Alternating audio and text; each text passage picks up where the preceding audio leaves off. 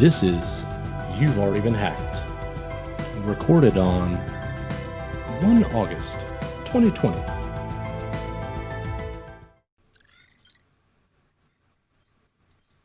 This week, we're going to start off by talking about a story that has been evolving that we've touched on previously, the Meow database hack. Well, as of this past weekend, last Saturday, Meow has grown to nearly 4,000 databases having been wiped by it. The attacker appears to be targeting any database that is accessible from the internet and is not adequately secured. The attack is being conducted through a Proton VPN, so the actual origin of the IP is completely obfuscated, which is, 2 points for the attacker for hiding themselves, 0 points for us for not being able to figure it out. It's still not clear why they're doing it. Some people just want to see the world burn. In other news, something that was, until very recently, near and dear to me, CISA and the NCSC, so the US and the UK, have issued a joint alert to users stating they need to patch their QNAP network-attached storage devices. So QNAP is one of the two major small, medium-sized, they do have some enterprise-sized stuff, providers of turnkey appliances that are network-attached storage. I used one personally for a number of years until the backplane decided to dork itself, and I have moved on to an on-raid system that I built on my own. Anyway, the reason they have issued this joint notification is the malware known as QSnatch, which has been around since 2014, saw a very significant uptick here this past June with 62,000 new devices being infected. Up until October 2019, the number was about 7,000. QSnatch can now steal passwords, data, and be used to execute arbitrary code, so could become a pivot device, could be part of a DDoS, could be any number of things. It's something you really don't want happening, so update your devices. In other news that impacts the home user, Netgear will not be releasing a patch for a software vulnerability for 45 different models of its home routers. The reason Netgear is not going to issue a fix is because, quote, these devices are outside the security support period, unquote.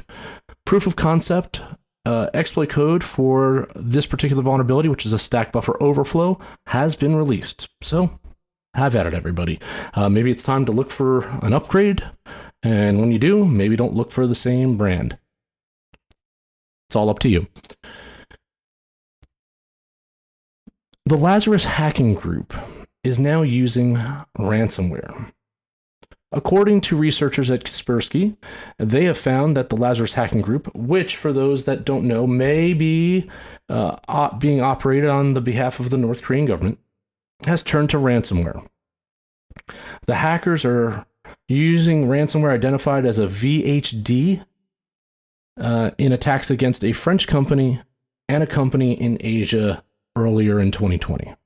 Okay, so the question then to ask ourselves is this a state-sponsored pivot towards using ransomware? Or is this that moonlighting that we've talked about previously where nation-state trained and employed operators do their day job, and then at night they do their side hustle? Not sure. In related news, North Korea has launched a spear phishing attack against U.S. companies. According to McAfee, they say that North Korean state-sponsored hackers have launched spear phishing campaigns against U.S. defense and aerospace companies that occurred also earlier in 2020. The spear phishing was sent to employees at targeted companies, and they pretended to be information about job offers from competitors. McAfee dubbed this campaign Operation North Star. Interesting, one that would probably work real well. Those that work in the defense or intelligence community, whether on the government or contract side, are paid very well, highly skilled individuals. It would not be uncommon for them to receive communications from competitors in an attempt to recruit them. So Well done. Well done, Op North Star. Well done. Something that could sound like a heart attack and a panic attack for everybody, but really isn't, is that a new vulnerability has been found that could impact millions of devices, and the vulnerability is in the Unified Bootloader, or GRUB, v2, generally found on Linux devices. However, the devices that use Secure Boot that run Windows could also be impacted.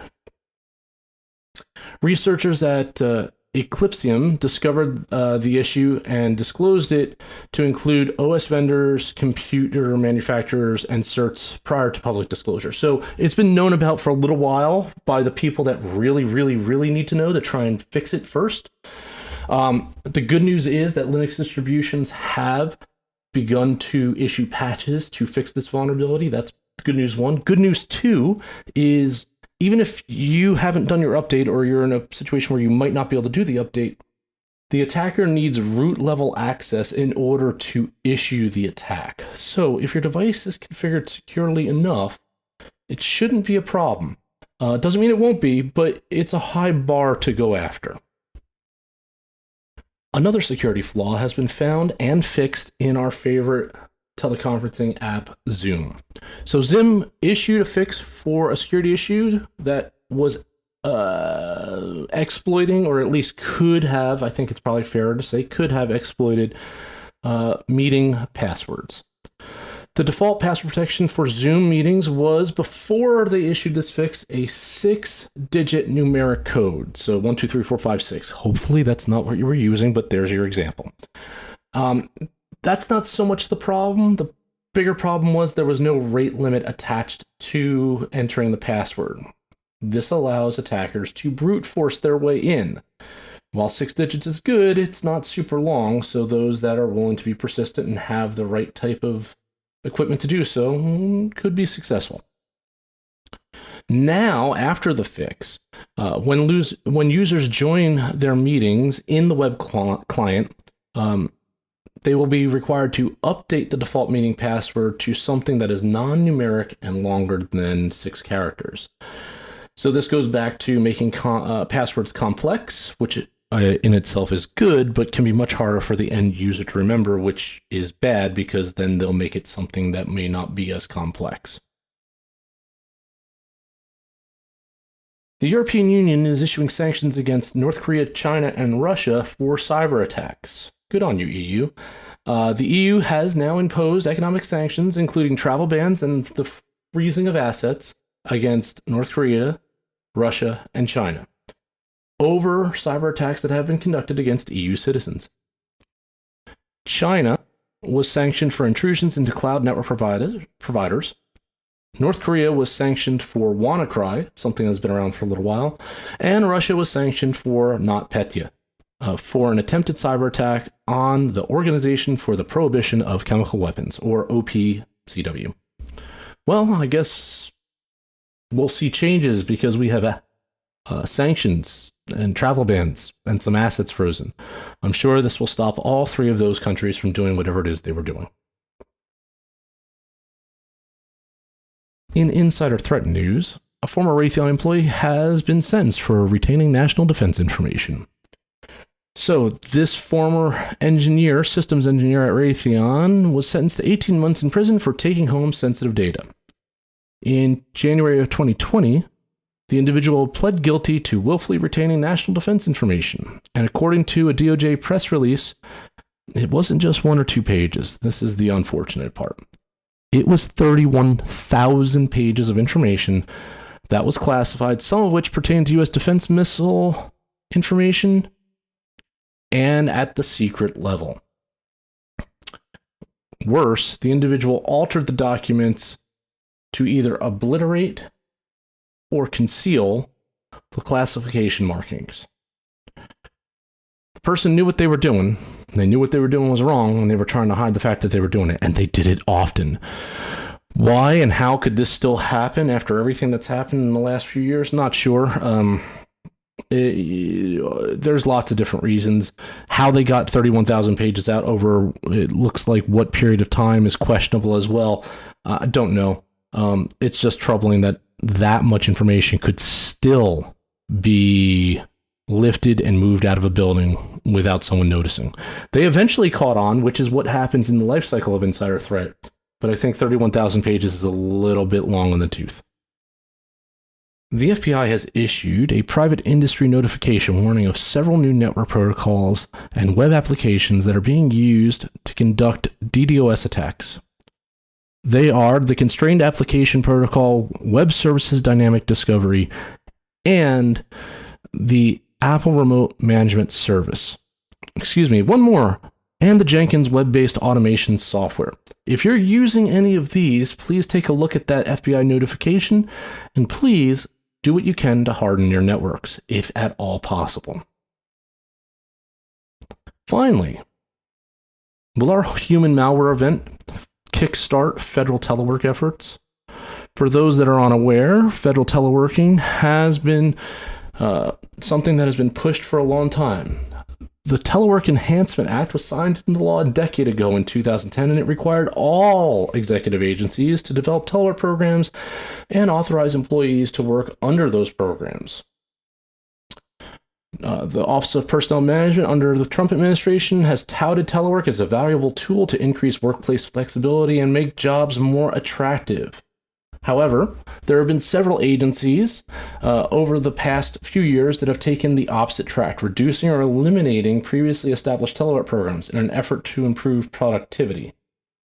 What they found is that those efforts did not work.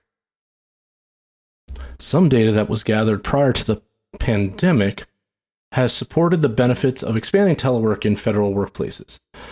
Elements that appeal to policy objectives of both sides of the aisle show that the federal government could reduce its office space needs by about 25% and save about $1.75 billion in real estate and $11 billion in total operating costs. Side benefit, telework expansion could also reduce carbon emissions from daily commutes, satisfying some of the climate change priorities that Congress has right now. This is all good. Whether or not we actually get there is another thing altogether. Many federal agencies have moved to telework as part of their emergency measures in order to create some social distancing among their workforce. However, as things slowly return to a state of something like what was normal, will this be a continued trend? Will this be seen as something that is valuable, good for continuity, or will we go back to sitting in the battleship desks? I don't know. I would say that there are pluses and minuses to both sides of this, right? Having a dispersed workforce is great from a continuity aspect. It also allows your workforce to not necessarily have to live in a densely populated area. These are all good things. These are things that some people really want. However, it requires an immense amount of trust on leadership and managers that their employees are actually going to get the job done and put in a full day's work when they are not at the office. That's a hard thing to do. On top of that, out of sight, out of mind, while it sounds like a dead meme, is something that's still very true in the workplace. If I don't see you, I don't know that you're there, I don't know that you're valuable, and I don't know that what you're doing is important enough for me to keep you employed. These are real thoughts that managers have. They are unfortunate, but they are true. Hopefully, our human malware event will have helped evolve that mindset some, as I'm sure many businesses, and definitely some in the federal government, have seen that good work still happens even though the people aren't physically there. That's all for the news this week. I'm your professor of cyber risk. We'll talk again soon.